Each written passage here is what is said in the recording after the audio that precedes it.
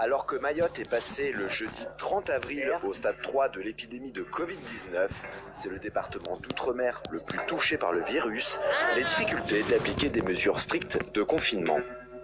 Le confinement au début était très respecté à Mayotte.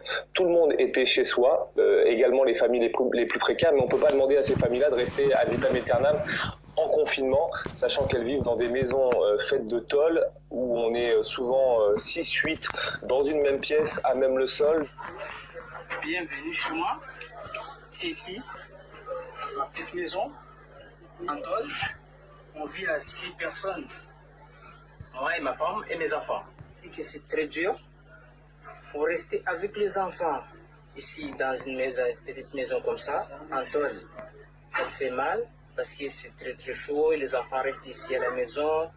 Ils vont pas aller à l'école ni à l'école coranique, donc ça le fait mal.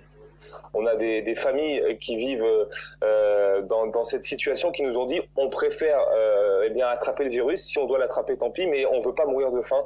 Du coup on est obligé nous de sortir de chez nous, de nous ruer vers les magasins, d'aller chercher les colis alimentaires, d'aller chercher les bons alimentaires, et c'est pour ça malheureusement qu'aujourd'hui on assiste à une montée en puissance du nombre de cas ici à Mayotte, alors que ce n'est pas le cas, au contraire, dans tous les autres départements d'outre-mer.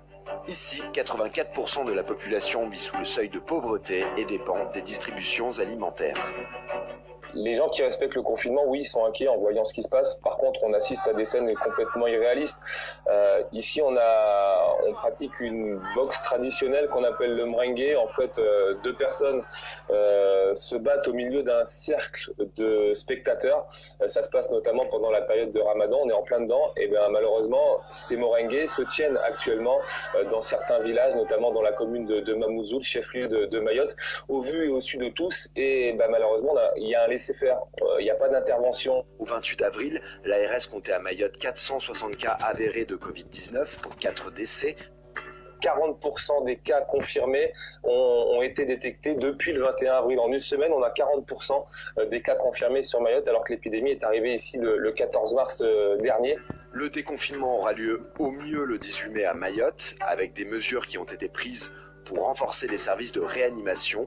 Le seul hôpital de l'île est pour l'instant en capacité d'accueillir les malades.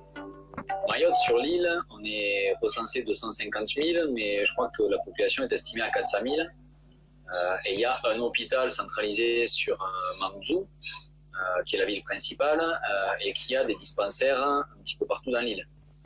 Mais effectivement, il n'y a qu'un seul hôpital et qu'un seul service d'urgence, qu'un seul gros service d'urgence et qu'une seule réanimation. Aujourd'hui, on va dire qu'on est peut-être en capacité d'accueillir les nouveaux cas. Après, la capacité de l'hôpital, elle n'est pas limitée, on est sur une île.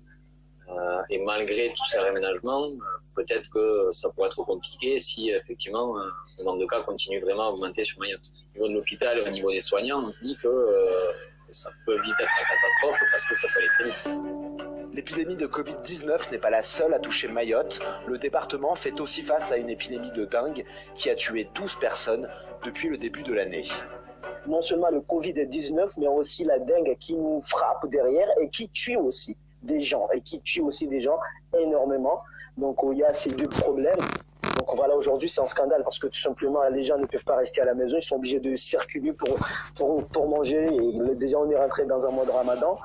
Voilà ce qui se passe à Mayotte.